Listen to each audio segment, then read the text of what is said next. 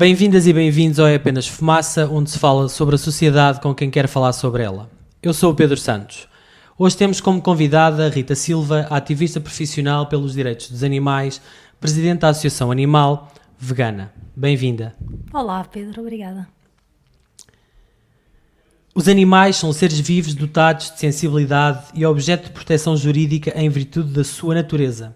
Passou a ler-se no artigo 201b, Animais, do Código Civil em virtude da aprovação da Lei 8 de 2017, que estabelece o regime jurídico dos animais, em vigor desde 1 de maio de 2017, e que também fez alterações, ao Código do Processo Civil e ao Código Penal.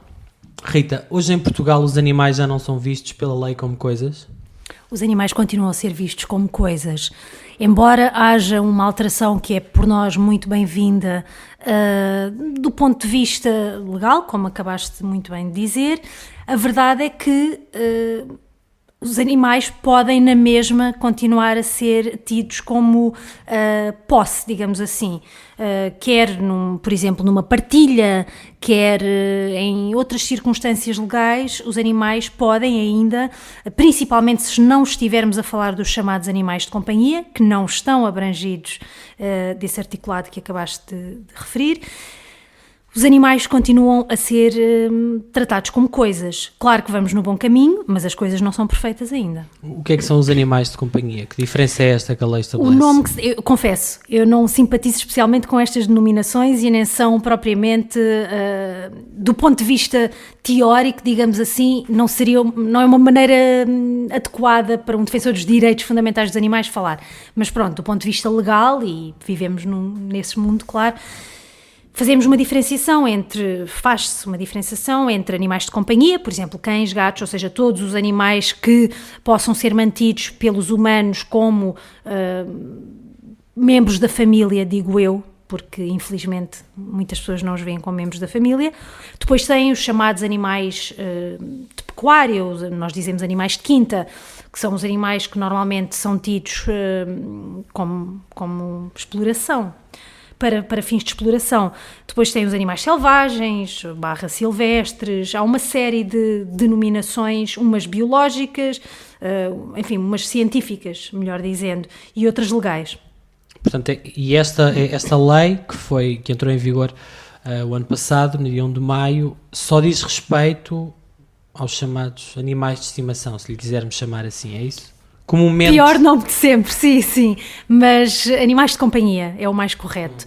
Sim, só para os animais de companhia. Estão a ser agora pensadas, não é desde agora, mas estão a ser agora trabalhadas, algumas emendas a esta lei para ver o que é que se consegue acrescentar mais, porque de facto é muito redutor, mas vamos ver, não posso falar sobre o trabalho que está a ser feito, porque é um trabalho político, claro, com um grupo de trabalho no Parlamento, e nós fazemos as nossas propostas, como qualquer cidadão ou mesmo ONG pode fazer, e vamos ver, pode ser que corra bem.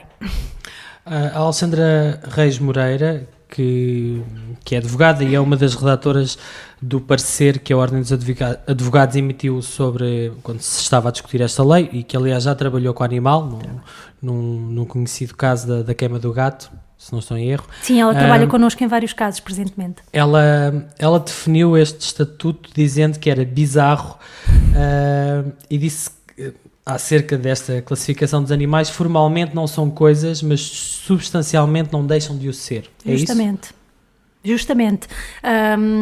A doutora Alexandra, que é a advogada que tem estado a trabalhar connosco na maioria dos casos temos tido ao longo do ano que passou, 2016, 17 e agora correndo tudo bem 18 também, nomeadamente esse caso que referiste da queima do gato. De facto, aquilo que ela diz vai exatamente na esteira daquilo que nós pensamos. De facto, no papel há algo que nos diz que os animais devem ser respeitados enquanto seres dotados de senciência e por aí fora, de sensibilidade, o articulado nem fala em senciência conforme tanto pedimos, porque há uma diferença grande entre sensibilidade e senciência. Queres explicar o que é que são esses dois conceitos? Sim, gostava muito, até porque há esta confusão, não é só da parte do legislador, mas por parte até mesmo da comunidade de proteção dos animais acontece com alguma frequência. As plantas também são sensíveis. Portanto, em geral, os seres vivos são seres sensíveis. A senciência é uma outra linha. Nós traçamos essa linha na senciência, que é um conceito científico e que de forma muito, muito, muito sintética significa que um indivíduo é capaz não só de sentir, ou seja, não é só sensível, mas de experienciar essas sensações de forma consciente. E esta é toda uma diferença. E quando tu dizes nós, definimos... Nós, os defensores dos direitos dos animais, os chamados abolicionistas. Porque essa designação de sensíveis não é nova.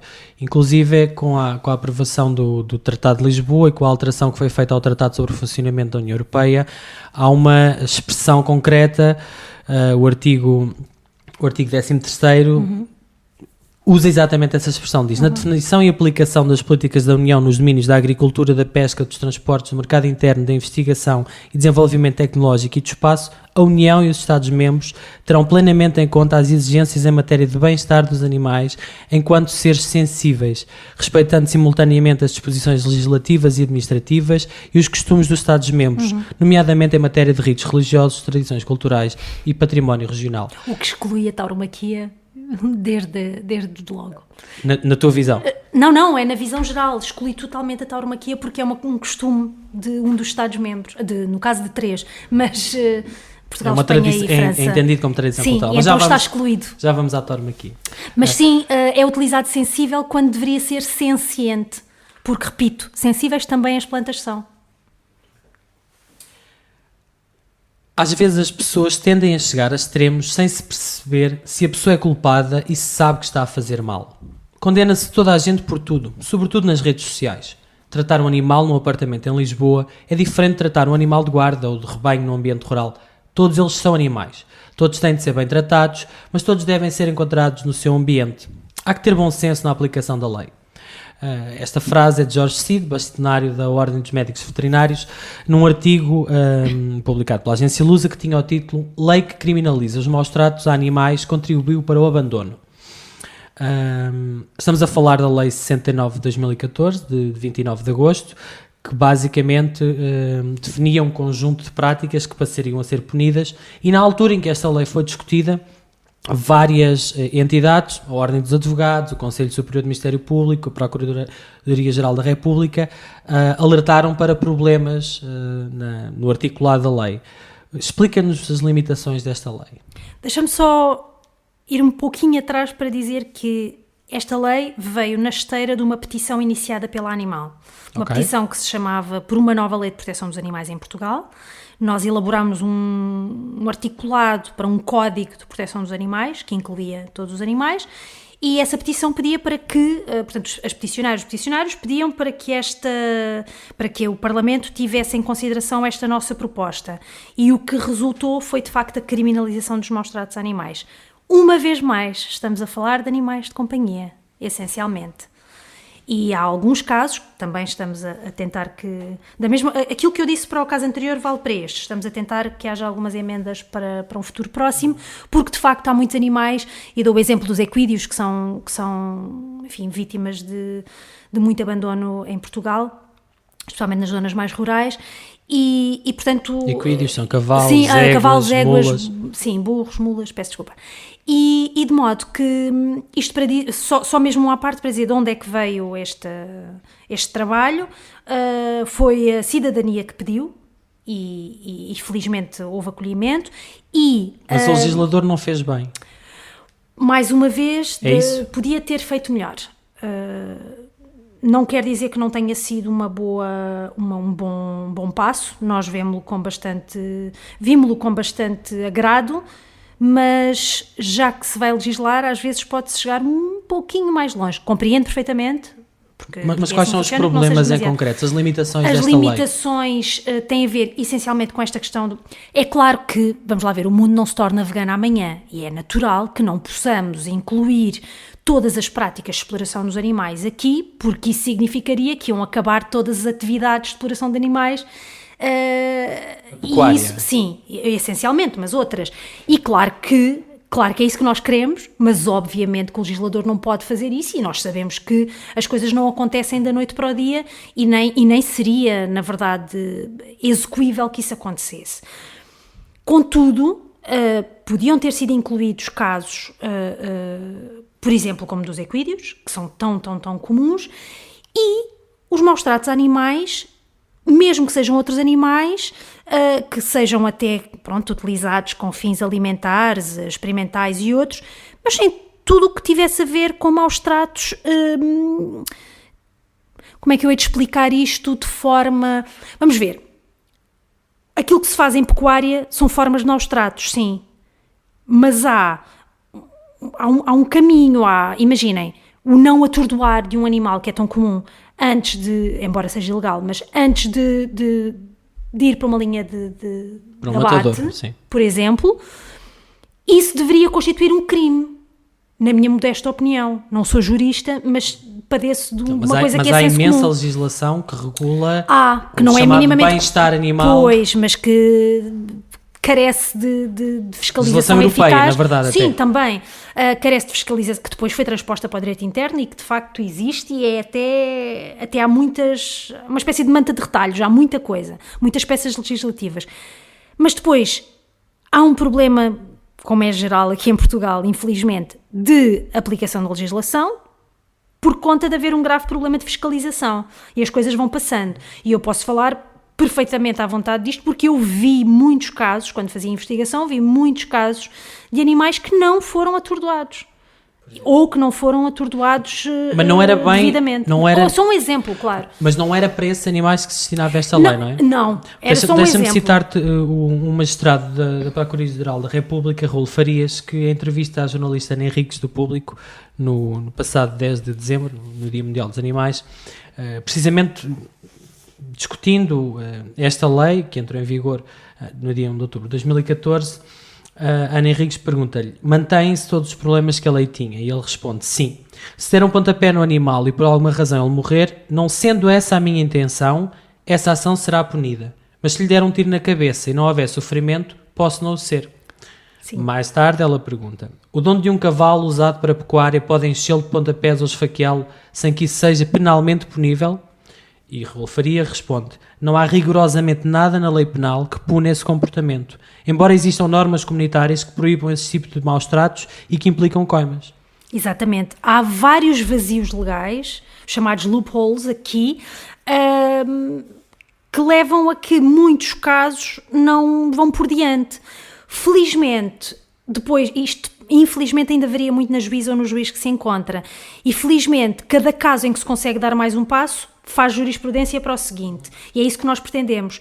Contudo, o ideal seria que a legislação fosse mais clara, que incluísse mesmo, eu sei que parece até tolo, mas que incluísse mesmo detalhes de maus-tratos, por omissão, por negligência, por o chamado abandono no domicílio, que é uma das coisas que nós vemos com mais frequência na animal, exemplos de maus-tratos, porque há pessoas que acreditam, incluindo para outros humanos, acreditam que uma chapada não é uma forma de maltrato, mas uma chapada de mão fechada, um murro já é.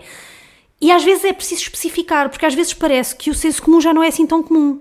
Ou seja, esta ideia de que não se pode fazer mal a animais porque há uma lei de criminalização, na verdade, não é bem assim. Não. Tenta-se que seja, mas não é fácil. Continuando na senda das leis, porque os últimos anos foram bastante profícuos em produção de legislação, no que toca à defesa dos direitos dos animais, há de entrar em vigor em outubro deste ano, por causa da Lei 27 de 2016, a proibição do abate de animais errantes como forma de controle da população, privilegiando a esterilização. E essa lei aprovou também medidas para a criação de uma rede de centros de recolha oficial de animais e para a modernização dos serviços municipais de veterinária.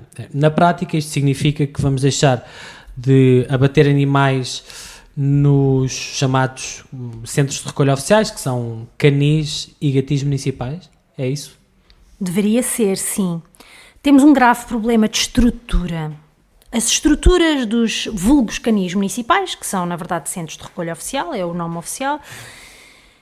A maior parte destes locais são estruturas baseadas naquilo que se fazia nos anos 50.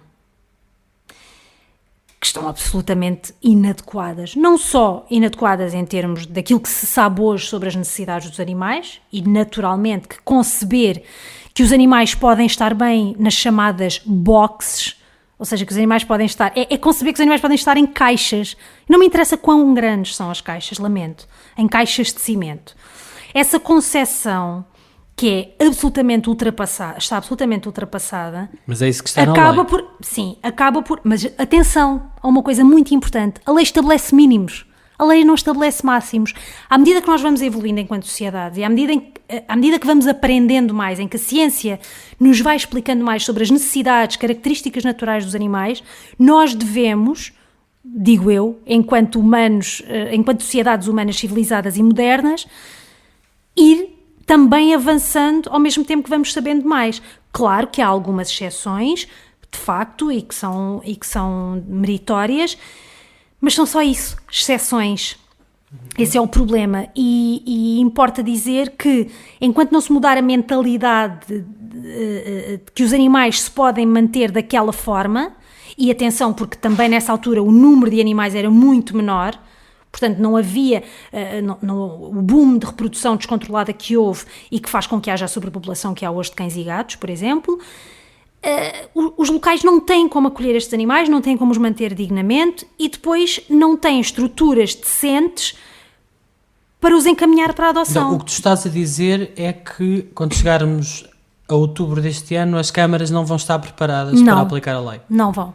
Porque aquilo que a lei obrigava era que esses centros, esses canis se e gatis fossem reformulados, não foram. Alguns estão a trabalhar nisso, mas as respostas que temos recebido por parte temos recebido por interposta da pessoa, porque ninguém nos responde diretamente. Temos sempre que fazer pedir a grupos parlamentares para fazerem as perguntas. Porque a portaria que regulava a aplicação da lei previa programas de instalação e incentivos financeiros. O Orçamento de Estado de 2018 prevê algum valor? Prevê, sim. Não te consigo dizer de cabeça, porque é muita coisa, eu não consigo, mas prevê, sim. Mas é irrisório, a verdade é essa. Houve propostas de vários grupos que foram acolhidas, grupos parlamentares que foram acolhidas e de facto há dinheiro previsto para entrar nestas reformulações. Mas não há formação É que Portugal não é só Lisboa. E não há formação adequada dos funcionários, dos próprios médicos veterinários municipais, lamento dizer isto, mas muitas destas pessoas são da velha guarda, e não digo velha guarda, não estou a ser discriminatória com base na idade, mas são pessoas que, muitas delas nunca trabalharam com pequenos animais, ou seja, nunca trabalharam com cães e gatos, nunca fizeram clínica na vida, e para elas são só números que vão entrando e saindo. Portanto, tu achas que é um problema. O espírito da lei, que era terminar com os abates, não vai ser cumprido? Vai ter que ser cumprido, e claro que é isso que nós queremos, e não há nada que queiramos mais do que deixem de se matar animais. Porque a lei não acaba com alguns casos específicos que permitem o abate e a eutanásia, não é? Uma coisa, vamos deixar bem claro, eutanásia não é um método. Eutanásia é o alívio do sofrimento de alguém, do indivíduo, seja ele qual for, que não pode ser aliviado de outra forma e que vai de qualquer forma culminar em morte. Era o que eu quereria para mim. Isso é eutanásia. Não é porque é com uma injeção e o outro é com um afogamento, por exemplo. E às vezes as pessoas tendem a confundir isto. Chamamos abate quando é matar por matar. Porque sim, porque está a mais, porque é feio, porque não é adotável, porque tem menos uma perna, o que for. Isso é exterminar, isso é matar. Está previsto, de facto, como naturalmente seria, casos destes em que, de facto, não haja tratamento nem cura e o animal esteja num sofrimento tremendo, que se acabe com esse sofrimento com a morte, aquilo que chamamos de eutanásia. Também se forem... Isso faz sentido. Mas há outras linhas, não é? Pois, se o animal apresentar um comportamento agressivo ou silvestrado que comprometa a sua socialização. Justamente. Nos casos em que o animal seja portador de zoonose ou doenças infectocontagiosas. Sim, isso para nós são problemas. Um animal, a não ser que esteja doente psicologicamente de forma irreversível e num sofrimento atroz, naturalmente deve ser reabilitado e não morto porque tem problemas comportamentais. E no caso das zoonoses, há zoonoses perfeitamente tratáveis. Zoonoses são doenças que podem ser transmissíveis dos outros animais a humanos. E é isso que preocupa mais as pessoas, as questões de saúde pública e tudo mais. Algumas das preocupações têm legitimidade, de facto, mas outras não. Agora, as zoonoses são tratáveis, algumas não são curáveis, mas são tratáveis. Eu posso dar um exemplo, eu tenho vários animais com leishmaniose, que é uma zoonose, ela é transmitida através de um vetor, que é um mosquito, e, quer dizer, eles foram tratados e vivem uma vida normalíssima. Portanto, e esta é uma zoonose. Antigamente, quando eu comecei a trabalhar no animal, os animais com leishmaniose eram mortos nos canis que tinham leishmaniose. Ponto. E agora já não sabe. Agora há uma sensibilização maior, de facto uma sensibilidade maior, de facto as pessoas têm noção de que não se mata assim à maluca porque tem imagina, é como uma pessoa diabética, um humano diabético que tem uma doença crónica que não tem cura e vamos matar, por favor, não é? Discriminatórios, preconceituosos e antidemocráticos. Foi assim que Vítor Hugo Cardinali, dono do circo homónimo, classificou as propostas do PS, PCP, PAN, BE e os Verdes discutidas no Parlamento em dezembro passado para limitar ou acabar com a presença de animais nos circos. Segundo o conhecido empresário, as leis propostas levariam à proibição da presença de animais nos circos em vários graus, mas em último caso defende levaria também ao fim de espetáculos com golfinhos ou à exibição da Águia Vitória do Benfica. Já Miguel Chen, proprietário do Circo Chen, disse que o debate era uma palhaçada e que no Zumarino, no Jardim Zoológico e nas touradas ninguém toca. Achas que algum dia vai deixar de haver animais não humanos nos circos portugueses? Não acho, tenho a certeza. Claro que vai deixar. Vão deixar de haver animais nos circos, porque assim caminhamos nesse sentido, da evolução. As citações destes dois senhores em particular não são nada de novo. É natural que defendam o seu negócio, com certeza. A verdade é que não é porque eles estão a defender o seu negócio ou porque dizem determinadas coisas, algumas delas sem qualquer sentido, ninguém toca nos parques zoológicos ou nas touradas, é só ridículo, porque obviamente que trabalhamos contra todas essas formas de exploração de animais. Se calhar o senhor não está muito atento, mas pronto.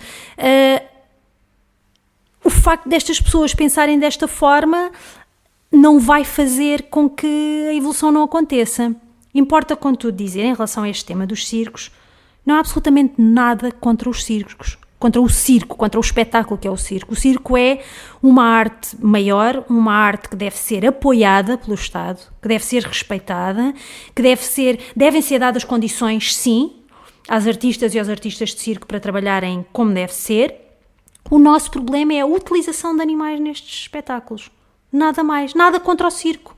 Mas tu achas que se chegará a esse consenso? É porque todas as propostas que foram votadas, na verdade não foram votadas, baixaram à Comissão e, portanto, agora há aqui um prazo de 60 Sim. dias para que se possa trabalhar o projeto base do Partido Ecologista dos Verdes com as outras propostas de todos os partidos.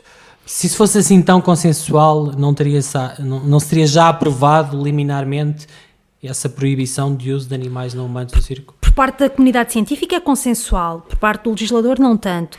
E, infelizmente, não é o consenso que leva a que as coisas mudem imediatamente. Contudo, posso adiantar desde já que a Animal tem uma campanha que se chama Por um Circo Mais Humano, que consiste numa petição, mais uma campanha para que os livros para que os circos se tornem livres de animais. E esta petição já reúne agora quase 20 mil assinaturas e vai ser entregue no final de fevereiro. Portanto, aproveito para informar já em primeira mão.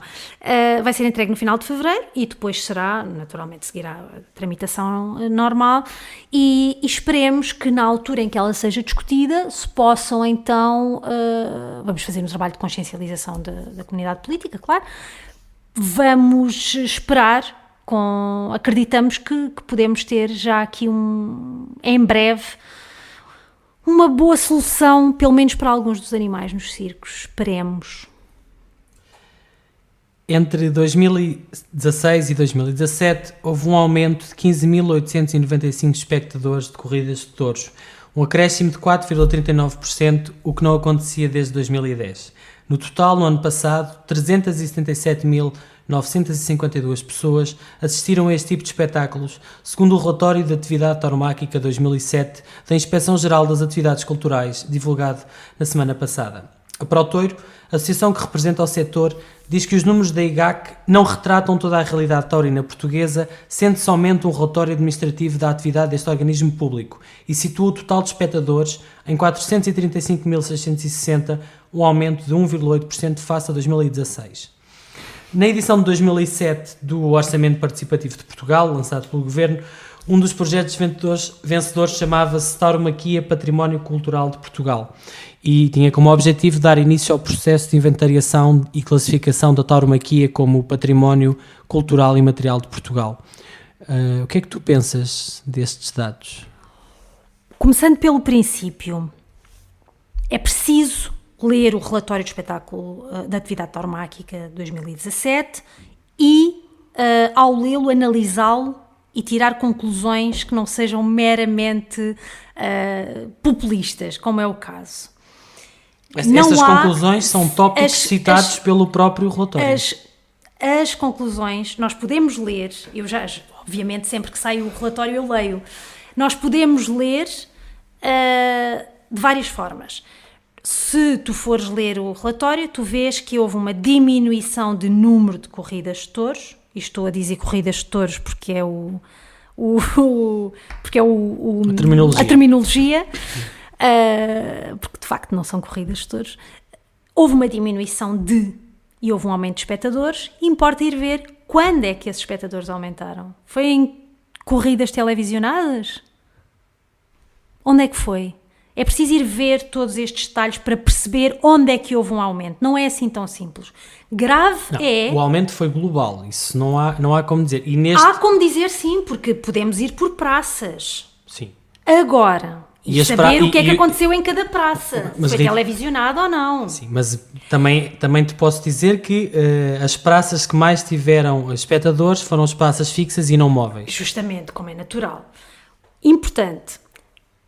Quero fazer referência a uma coisa que essa Federação de Tauromáquicos veio dizer, que é muito grave.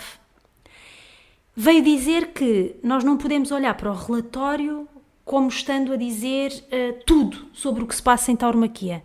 Então quer dizer que há coisas ilegais a acontecerem?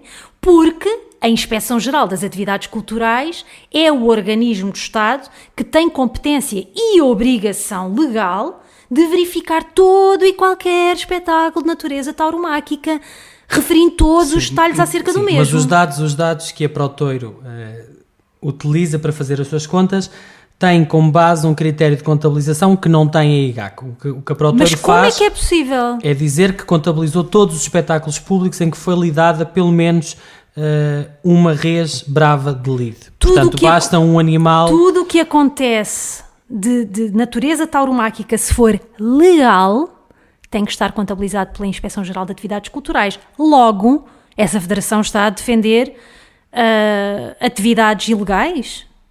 Parece bastante estranho. Não sei. O argumento da análise feita pelo IGAC diz que na elaboração deste resumo estatístico foram usadas como fontes os dados da Associação Nacional de Toureiros e da Associação Portuguesa de Criadores de Touros de Lide, sendo cruzados entre si. Outra dos destaques da Protoiro é o facto de terem tido quase 2 milhões de telespectadores em corridas televisionadas, 3 da RTP1 e em 2017 uma que não tinham tido no ano anterior, que foi a TVI. Sim. Isso não significa que o povo esteja mais aficionado, de todo. Achas que há uma maioria de pessoas em Portugal contra as touradas? Acho, tenho a certeza. Há uma maioria de pessoas contra as touradas. Principalmente as pessoas que não estão ligadas a famílias com cultura tauromáquica enraizada, naturalmente. Porque essas pessoas cresceram daquela forma, os seus antepassados viveram dessa forma e dificilmente irão mudar.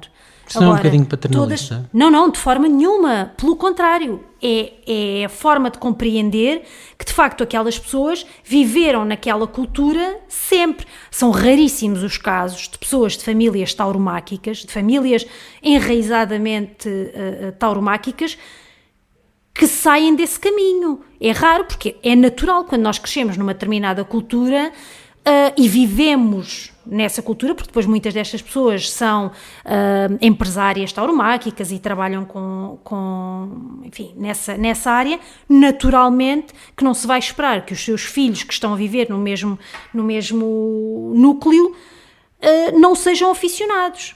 Com certeza que isso é perfeitamente natural e não é de todo condescendente ou paternalista. Então o que tu estás a dizer é que há uma minoria de famílias Sim. que impõem a tourada em Portugal? Que mantém mais do que impõe, porque eu não quero dar esse poder à tauromaquia. A tauromaquia não tem o poder de impor coisa nenhuma. Ela ainda é legal e, portanto... Mas se tu dizes que a maior parte dos portugueses e das portuguesas são contra as touradas... Acredito. Acreditas nisso, não é?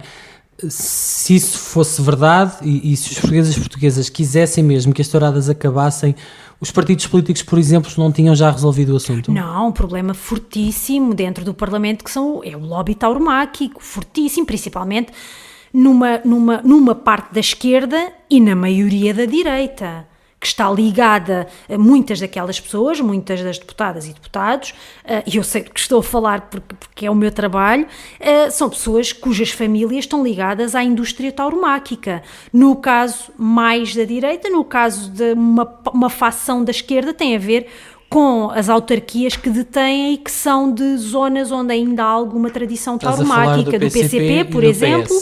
E estou a falar depois do PSD e do CDS-PP, que têm muitas pessoas ligadas à indústria tauromáquica, e à caça, e a outras... vários deputados assumidamente aficionados do PS. Depois, era o que eu ia dizer, depois há... Da mesma maneira como há deputados do CDS-PP e do PSD contra as touradas. Mas estamos a falar só genericamente, claro, não estamos a particularizar. O grande problema mas porquê é que então ainda não foi proibido se a maioria tal? O grande problema em Portugal, em geral, e isto reflete-se na tauromaquia, como se refletia, por exemplo, no caso da violência doméstica, na violência de género, é a maioria silenciosa.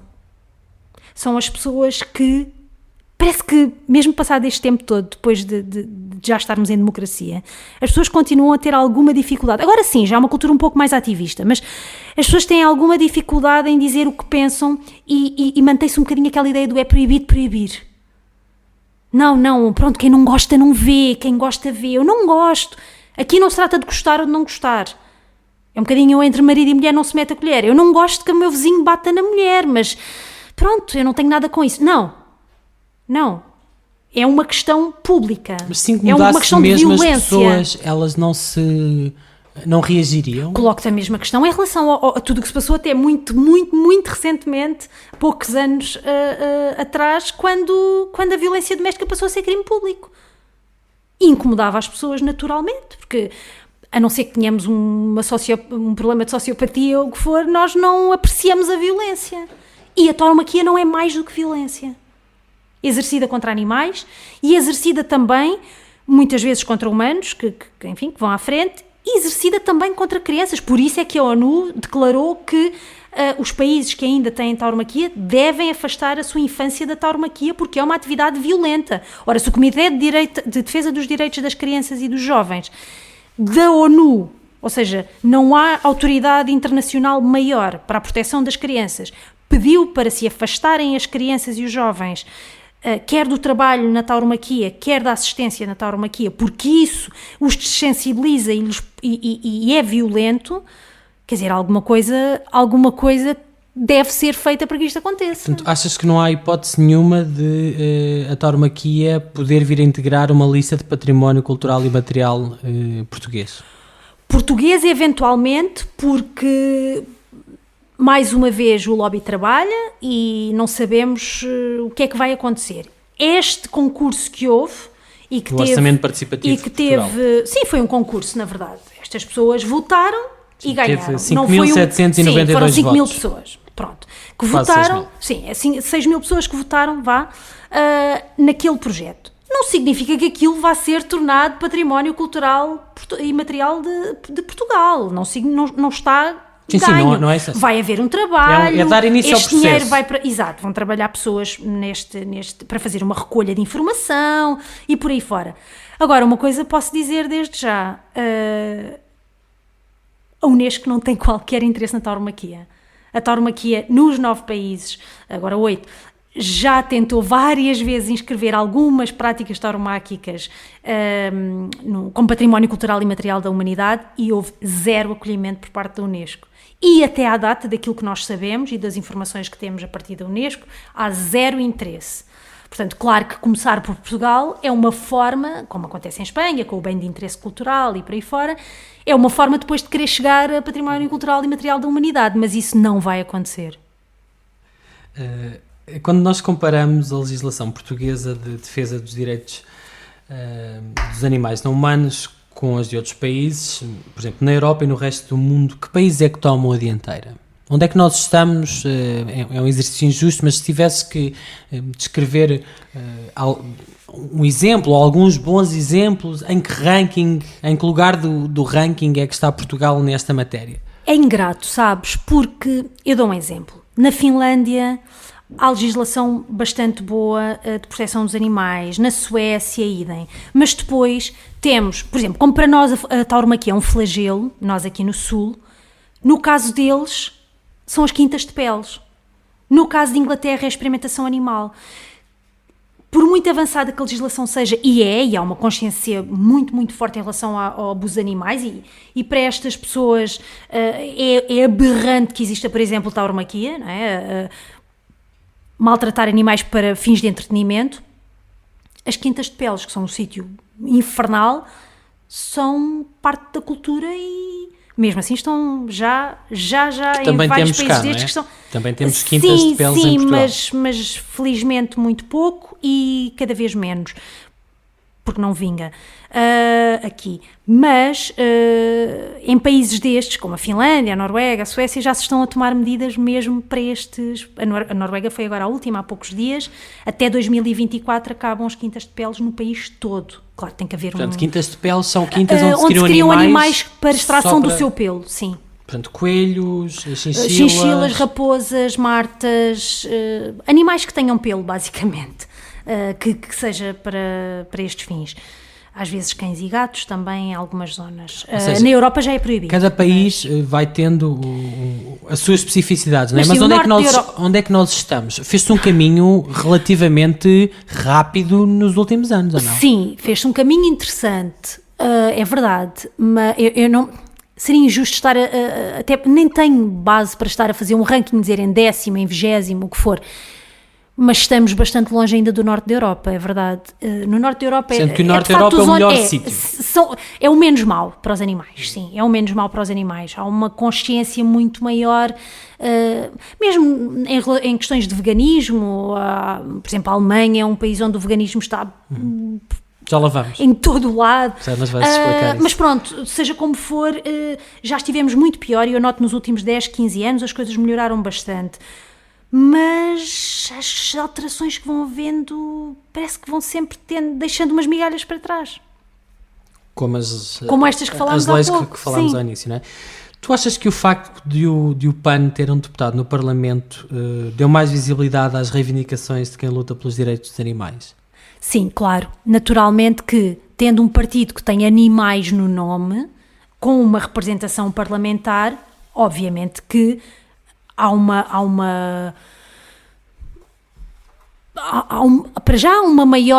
maior interesse por parte das pessoas, tanto assim que elegeram um deputado. Portanto, as pessoas estão de facto preocupadas com o tema e estão, verdade seja dita, estão também bastante descontentes com o que se passa com os outros partidos. Essa também é a verdade e temos que ser honestas. Mas o PAN tem feito de facto um caminho no Parlamento muito interessante, porque se ao início havia toda uma gozação e até faltas de respeito, eu ainda cheguei a ver a partir das bancadas algumas faltas de respeito, quando o deputado se dirigia ao púlpito ou coisas do género. Hoje há um respeito maior e não passou assim tanto tempo, é verdade. Portanto, sim. Passou-se muita legislação relativa aos direitos animais, desde que o PAN também está no Parlamento, não é? Sem desprimor aos partidos que já o tinham feito antes, é importante não esquecer isso. Mas, claro que se há um partido que se dedica muito mais a este tema, só será natural que assim seja, e o trabalho parece estar a dar frutos. E de que forma é que ter um partido que tem essa bandeira ajuda ou atrapalha o trabalho das associações de defesa dos animais? Uma ONG é uma ONG e um partido é um partido. Importa não confundir os papéis de ambas as instituições. Importa nem um partido tentar funcionar como ONG ou pretender funcionar como ONG, nem o contrário acontecer. Portanto, são trabalhos, na verdade, complementares. Eu posso falar apenas do ponto de vista da Animal. Nós não tratamos nenhum partido político, a não ser, obviamente, o PNR, porque para nós não existe, porque defende coisas contra as quais nós nos posicionamos. Portanto, para nós não existe, mas falando de todos os partidos que têm assento parlamentar, nós trabalhamos com todos por igual, independentemente de terem animais ou não no nome. Nós independentemente de terem mais gente aficionada na bancada ou menos? Sim, independentemente. Nós trabalhamos com todos por igual. Pedimos coisas a todos por igual. Na verdade, nós fazemos um esforço grande por sensibilizar ainda mais aqueles partidos que não estão convencidos, não é? E resulta? Em alguns casos, sim. Olha, por exemplo, no caso da criminalização dos maus-tratos a animais, resultou. Resultou para quem? Quem é que se convenceu? Por exemplo, vários deputados e deputadas do PSD e do CDS-PP. Que há uns anos não estariam disponíveis para... Sim, há maior abertura, temos que ser verdadeiros com isso. E mesmo no próprio PS, claro que há muita gente aficionada, mas há uma maior abertura. O PCP, à partida, tem pronto, é mais ligado a estas causas, tirando a questão da tauromaquia e uma outra coisa mais, mas, enfim, tem tido algumas iniciativas também. Os Verdes, felizmente, cada vez tem-se notado o percurso do Partido Ecologista, os Verdes, ao longo dos anos tem sido cada vez mais firme na sua individualidade e está muito aberto já, por exemplo, o Partido Ecologista, os Verdes, antigamente não era abertamente contra as touradas e hoje é, abertamente. Claro que há câmaras municipais nas quais estão coligados com o PCP, mas os Verdes, propriamente ditos, têm uma postura já aberta e isso é muito positivo. Depois, claro, o Bloco tem uma postura abertamente contra as touradas e a favor da proteção dos animais e, claro, o PAN, obviamente. Portanto, sim, há maior sensibilização. Claro que isso muda de legislatura para legislatura, mas não tem vindo a piorar. Não tem vindo a piorar. Quem os salva? O mundo escondido dos maus-tratos a animais em Portugal. Era este o título da capa da revista Visão, de 4 de janeiro de 2018, e contava a história de centenas de cães em situações de negligência em abrigos de associações de animais, nomeadamente o Abrigo de Paredes, a Associação de Proteção de Animais, e um outro abrigo chamado Cantinho das Quatro Patas. Pelo menos eram estas as alegações. Quem é que protege os animais dos seus supostos protetores, sejam organizações ou pessoas, quando estes passam a ser agressores ou se tornam negligentes? Quem deve defender é a lei, não é? A lei é igual para todos, nenhuma nem nenhum de nós está acima da lei. Honestamente, pouco me importa se nos chamamos Cantinho das Patas ou Animal ou o que for, ou Dona Maria da Esquina. Todas e todos nós temos a obrigação moral de respeitar os animais, não temos que gostar deles, temos que os respeitar e, nos casos em apreço, temos que cumprir a lei. Ponto. Se possível, ir até mais além, fazer ainda melhor do que a lei prevê. Portanto, há casos pontuais, como estes que foram apontados. Eu não conheço estes em particular, mas conheço outros. Há, de facto, problemas, sim, porque há problemas dentro da comunidade, da mesma forma como há fora da comunidade de proteção dos animais. Não há uma fórmula, melhor dizendo, para fazer o melhor possível com muito pouco. O problema é que depois as pessoas vão fazendo com muito pouco aquilo que acreditam que é o melhor, mas que para os animais não é o melhor. Se calhar é melhor para a sua consciência, mas para os animais não é. É muito fácil para nós perdermos o foco, muito fácil, e daí ser tão importante que as pessoas que cuidam de outros indivíduos tenham apoio também, e falo de apoio psicológico também. Eu falo por mim, que o tenho, e que o tenho há muitos, muitos anos, e que não poderia fazer este trabalho se não o tivesse. E falo abertamente sobre isso porque acho que deve ser um tema aberto e as pessoas devem pedir ajuda quando não conseguem sozinhas. Porque, de facto, as causas sociais, toda a gente que trabalha com vítimas tende a queimar, tende a ter problemas de foco. E esta causa não é menos do que as outras. Mas são muito frequentes estas situações? São frequentes, infelizmente são frequentes. Há o chamado síndrome de Noé, que é o hoarding, a acumulação de animais, em que as pessoas acreditam... Aliás, o PAN está a tentar regular... Sim. Semana passada propôs Já há algumas semanas a Provedoria dos Animais de Lisboa promoveu, antes dessa iniciativa, a Provedoria dos Animais de Lisboa promoveu um debate sobre o tema, porque é um tema recorrente. E não é um tema só das pessoas, das associações de proteção dos animais. A estes casos geral. também se aplicaria a lei que falámos de 2014? Não sendo jurista, é meu entendimento que sim. Espero que seja entendimento das restantes pessoas, por muito impopular que a minha opinião seja. Porque, repito, pouco me importa a intenção das pessoas, neste caso em particular, se isso resultar no dano no sofrimento para a dos animais. Saúde e para a física e psicológica dos animais. Falando nessa saúde física e psicológica, a Animal tem lançado várias campanhas contra a utilização de animais em testes científicos e de experimentação e... segundo o vosso site, esta prática é anticientífica. Sim. É um termo vosso. Sim. Em Portugal, em 2014, que é o último ano com dados disponíveis no site da Direção-Geral da Alimentação e Veterinária, a DGAV, foram utilizados 25.606 animais para estes fins de experimentação científica em biotérios, que são sítios onde se criam animais para fazer experiências científicas. Os ganhos para a saúde pública e a investigação em novos medicamentos e técnicas seriam mesmo possíveis sem testes em animais? Não seriam, são, porque há muito trabalho feito noutros países que não implica de todo, e aqui também há algum, mas que não implica de todo os testes em animais. Há cultura de células, há modelos informáticos e outros. Neste momento agora já há culturas, já há impressão 3D, perdão. Há imensas formas, basta as pessoas pesquisarem, há imensas formas de fazer boa ciência sem sacrificar ninguém. E a verdade é que ao longo dos anos tem havido problemas gravíssimos por conta da experimentação animal. Um dos exemplos mais conhecidos é o da diabetes. A insulina matava cães. E durante muito tempo não se tratavam diabéticos com insulina, porque a insulina matava cães, portanto não se salvaram imensas pessoas, quando afinal a insulina é o que salva diabéticos. Isto é só um exemplo de nada, claro. Sim. Nós somos totalmente diferentes. Imaginem, eu sou uma mulher caucasiana, de 1,63 m, blá blá blá, 37 anos. Uma mulher caucasiana, 37 anos, 1,63 m, pode tomar a mesmíssima coisa que eu e ter efeitos completamente diferentes, ou até ser alérgica a uma determinada coisa. E somos o mais similar que possa haver.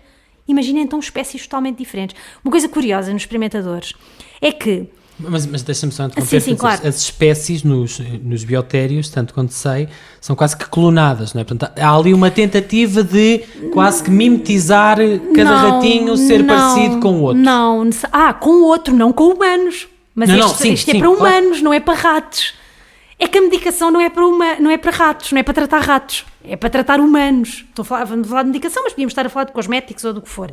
É para testar como é que vai funcionar noutros indivíduos absolutamente, biologicamente diferentes. O que eu te ia dizer é que é curioso que, para aquilo que interessa, nós somos totalmente diferentes e nada de misturar humanos com não humanos. Mas depois, quando é para torturá-los, já somos parecidíssimos. E não somos de todo. Tu achas...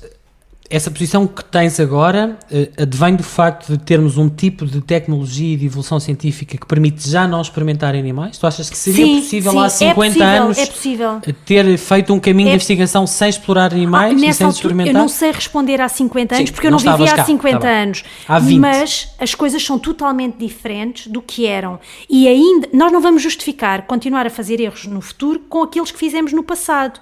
Ou com aquilo que se sabia no passado, ou com aquilo que existia no passado. Nós já escravizámos outros humanos, ainda escravizamos em muitas zonas, mas escravizávamos legal e naturalmente humanos com base na sua cor de pele. E hoje para nós isso é uma aberração. Portanto, o princípio dos 3 R's, que é um princípio usado em biotérios, que implica... Que a lei obriga a que exista. As diretivas comunitárias obrigam 3 R's de replacement, reduction e refinement, portanto, substituição, sempre que possível, do modelo animal por métodos alternativos, redução do número de animais utilizado e refinamento das metodologias experimentais e das técnicas. Esta política dos 3 R's, que é aplicada pelos biotérios e instituições... Deveria ser, sim. É isso, a minha pergunta era essa, se ela é aplicada pelas instituições... Quem tem que fiscalizar isso é a Direção-Geral da Alimentação e Veterinária, que é, na verdade, a Direção-Geral da Incompetência, que serve para muito pouco e que faz muito, muito, muito pouco pelo bem-estar dos animais em Portugal. Pelo contrário, desajuda. Portanto, não tem... Aliás, para vermos, as últimas... É uma vergonha. E eu sou membro da Coligação Europeia para a Abolição da Experimentação em Animais e nós somos várias dezenas de organizações e é sempre uma vergonha de cada vez que chega a Portugal. Porque é onde não há dados, é onde os últimos dados são de, olha, como disseste agora, 2014. Sim. E vá lá, ainda tiveste sorte. Onde as respostas, mesmo em termos comunitários, são vergonhosas, onde há menos interesse, onde... há depois especificidades em que, por exemplo, sem estar a entrar em grandes detalhes da lei, mas em que, por exemplo, quem tem competência para fiscalizar pode ser quem está a conduzir a experiência, coisas completamente surreais que não acontecem noutros países e que às vezes eu tenho os meus colegas a olhar para mim e a dizer, coitada, deve ser horrível trabalhar ali. O que estás a dizer é que a Direção-Geral da Alimentação e Veterinária é uma desgraça. Preocupa-se com tudo menos com o bem-estar animal? Totalmente. Absolutamente. Então nós tivemos o Diretor-Geral da Alimentação e Veterinária ainda há uns meses a falar sobre o transporte de animais que vão... Vivos para abate. Que vão para sítios longínquos, dezenas de horas de barco e muitos deles morrem pelo caminho. O caso era Israel. O caso era Israel em particular. E ele fez questão, quer dizer, estamos a falar da autoridade máxima em termos animais em Portugal e o senhor utilizou o seu tempo de antena para gozar não só com aqueles animais, mas com todas as pessoas que se preocupam com eles, dizendo que eles não usam malas Gucci e que não dormem em lençóis de cetim e depois a dizer uma coisa completamente... Eu não sou cientista e sei isto, mais uma vez, porque é cultura geral, a falar, por exemplo, do método de abate kosher e a falar do corte da carótida como sendo profundamente ético e até sofriam bastante menos. Coisas surreais, estamos a falar de um professor de medicina veterinária, um professor da Faculdade de Medicina Veterinária, coisas horríveis, toda a gente se insurgiu, claro, pediram a demissão dele, por aí fora, portanto é isto que temos, e mais, há muitas coisas em Portugal que podiam estar bastante melhores e que não estão porque a Direção-Geral de Veterinária é um entrave tremendo. Portanto, não é da pessoa que ocupa o cargo de diretor ou diretora, é uma cultura organizacional. É uma cultura organizacional, mas parece que de cada vez que há um diretor-geral novo é pior do que o anterior. Rita, mudando para um assunto que tu há pouco falaste, apresentámos-te como vegana e gostávamos que tu explicasses às pessoas o que é ser vegana e sobretudo que tentasses fazer aqui um bocadinho a diferença entre, que há bastante confusão, o que é um vegetariano ou uma vegetariana, o que é ser ovo-lacto-vegetariano, quais são as diferenças entre ser vegano, vegetariano, ovo-lacto-vegetariano.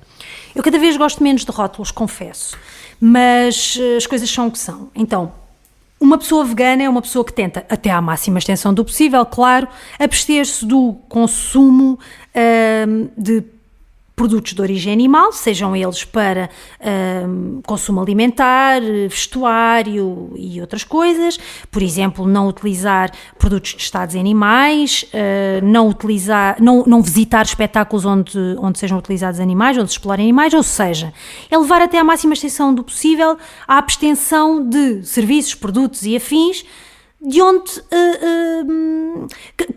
que venham da exploração de animais, exploração / utilização de animais. Uma pessoa vegetariana, na verdade vegetariano deveria ser pessoa que se alimenta de plantas e por aí fora. Mas o veganismo não é só uma dieta, vai muito além disso, como expliquei antes. Portanto, à partida, quando se diz um vegetariano, uma pessoa vegetariana é alguém que não consome animais, mas consome derivados de animais e veste derivados de animais, se é que se pode dizer Daí assim. o ovo-lacto, é Sim, isso? pessoas que consomem ovos e lácteos.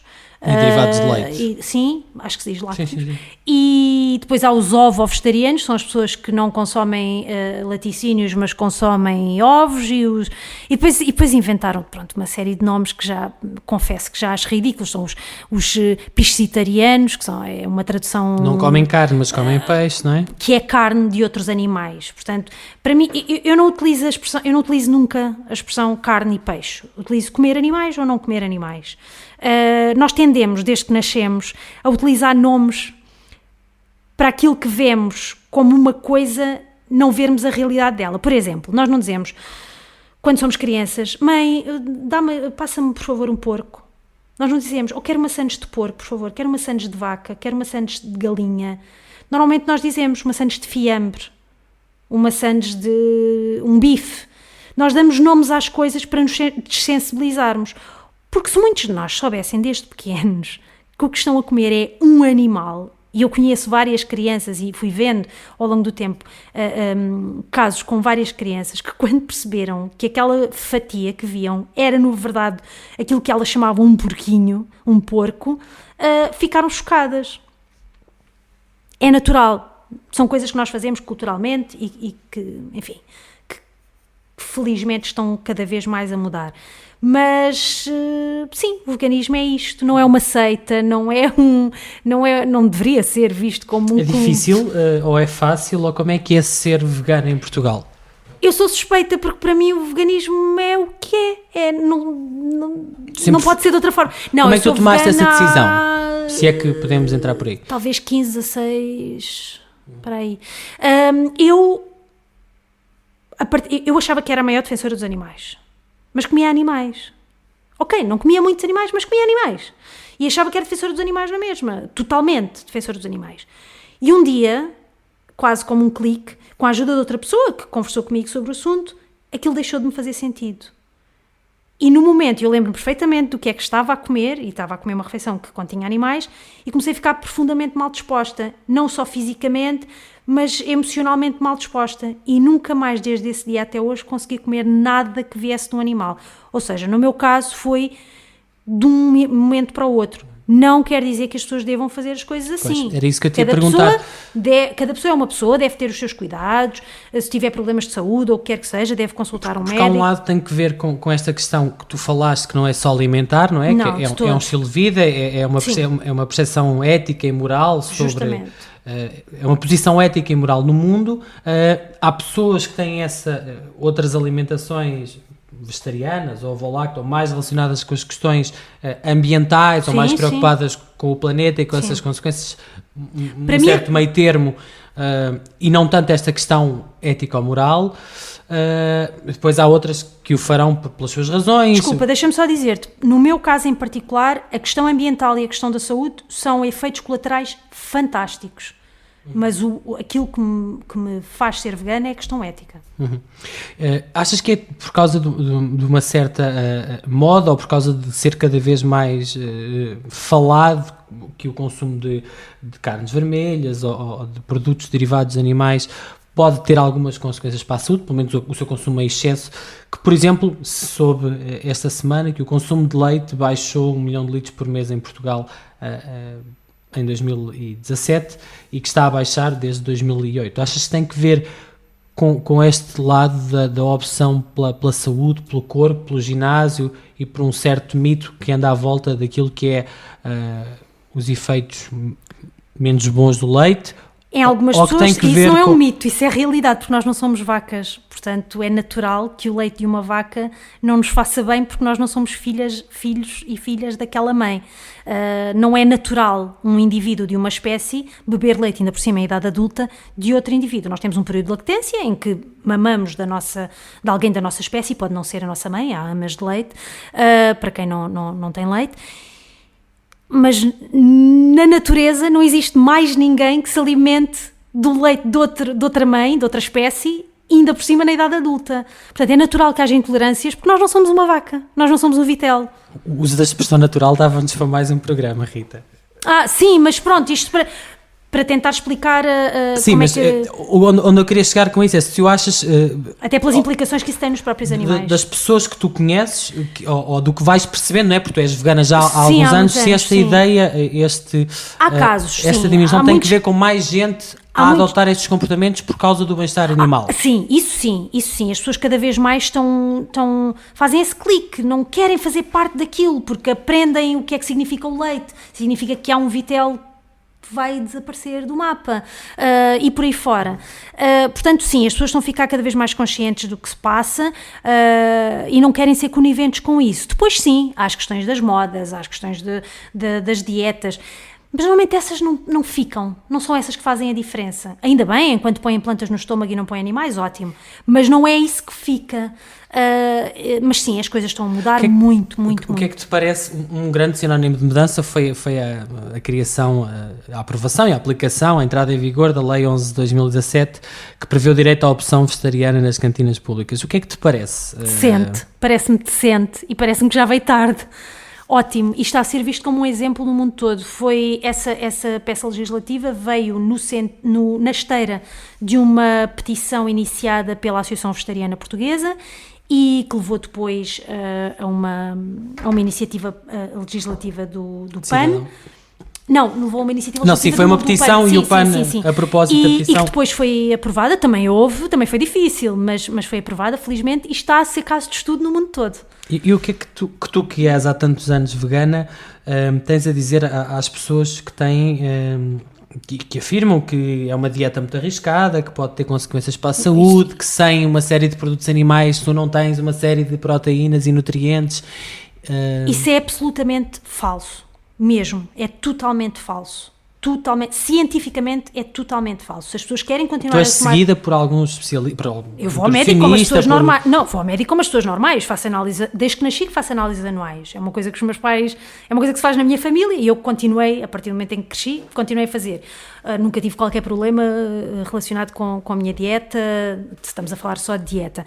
E não há. As pessoas ou comem em condições ou não comem em condições, independentemente daquilo que comam. Agora, de facto que sabemos que há muito mais problemas de saúde relacionados com o consumo de produtos de origem animal do que o contrário.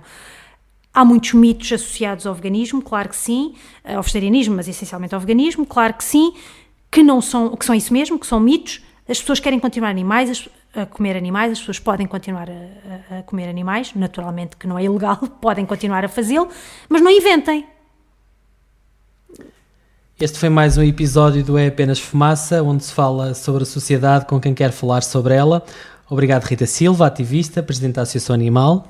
Muito obrigada e esperemos que até breve. O É Apenas Fumaça é produzido por Bernardo Afonso, Frederico Raposo, Maria Almeida, Pedro Zuzarte, Ricardo Ribeiro, Sofia Rocha, Tomás Pereira e por mim, Pedro Santos. A música é dos Lotus Fever. Ouçam mais episódios em apenasfumaca.pt ou no iTunes, SoundCloud, YouTube, Comunidade Cultura e Arte, RUM, Rádio Universitária do Minho e também noutras aplicações de podcast. Até já!